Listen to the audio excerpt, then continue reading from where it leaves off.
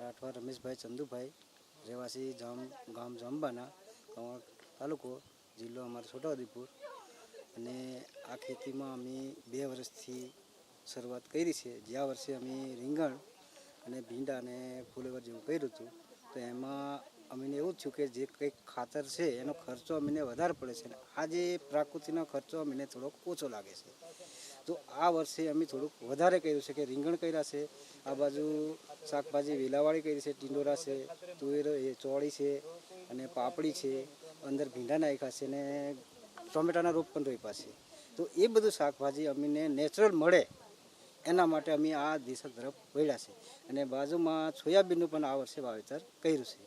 તો આ બધો ખર્ચો અમને અત્યાર સુધી લાગ્યો નથી, કેમ કે સોયાબીનમાં લોકો ખાતર નાખે છે, તો અમે ખાતર નાખ્યા વગર અમારે ઢીસણ અમે સોયાબીન થઈ જઈ છે.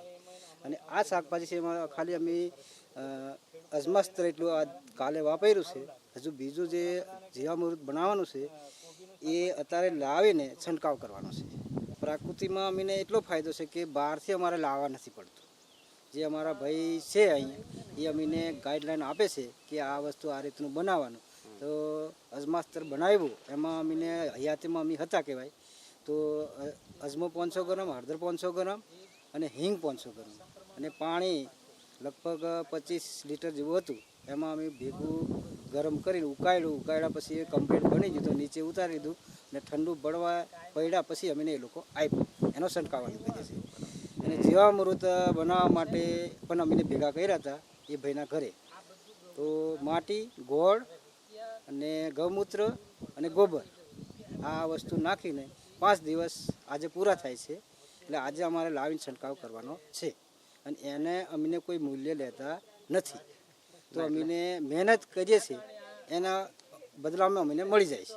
જીવામૃત છે એ દેશી ગાયના ગૌમૂત્ર, એટલે માનો કે 80 લીટર પાણી હોય તો એમાં 10 લીટર ગૌમૂત્ર જોઈએ અને 5 કિલો જેવો ગોબર જોઈએ અને 2-2.5 કિલો જેવું કઠોળ જોઈએ, લોટ. અને માટી જે કંઈક આ ઓર્ગેનિક જમીનમાં જે ખાતર નહીં વાપરતા હોય એની માટી 500 ગ્રામ નાખવું પડે. એ રીતનું તમારે જીવામૃત બનાવવામાં આ ઉપયોગ કરવો પડે. હવે પ્રકૃતિ જે કંઈક શાકભાજી છે કે મકાઈ છે કે ડાંગર ચોખા જે આપણે ખાઈએ છીએ એ વસ્તુ જો આપણે પ્રાકૃતિક રીતે બનાવીએ તો આપણા શરીરની અંદર જે રોગો આવવાના છે એ રોગોને નાશ કરી નાખે છે. અને જે કેમિકલવાળું વસ્તુ આપણે ખાશું શાકભાજી, મકાઈ, ડાંગર જે કંઈક, તો આપણને રોગો દાડે દાડે વધતા જાય છે. તો જે કંઈક ભાઈઓ જે ઈચ્છતા હોય આ ખેતી કરવા વિષયમાં એ જોડાઈ શકે એવી મારી નમ્ર વિનંતી છે. આજથી અમે આ શાકભાજી ખાતા થઈ જશે, ઘરનો ખર્ચો અમારો નીકળી જાય છે. બરાબર. હવે આમાંથી વધારે કંઈક નીકળશે તો લોકો કહેશે કે મારે 500 ગ્રામ જોઈએ છે, તો અમે એને 500 ગ્રામના 20 રૂપિયાના ભાવે અમે કદાચ એને આપી શકશું. બરાબર. અને વધારે નીકળશે તો ગામમાં રોડ છે, કોઈક લારેલીનું બેઠો હોય ભાઈ એને આપી દઈએ તેઓ પણ અમને 40 કે 50 રૂપિયા કિલા પસંદ મળી શકે. અને વધારે થશે તો અમે માર્કેટ સુધી પહોંચવાના છે. તો ઘર બેઠે અમને 40 રૂપિયા 1 કિલાના મળે છે, એટલે 400 રૂપિયા અમને મળના મળશે.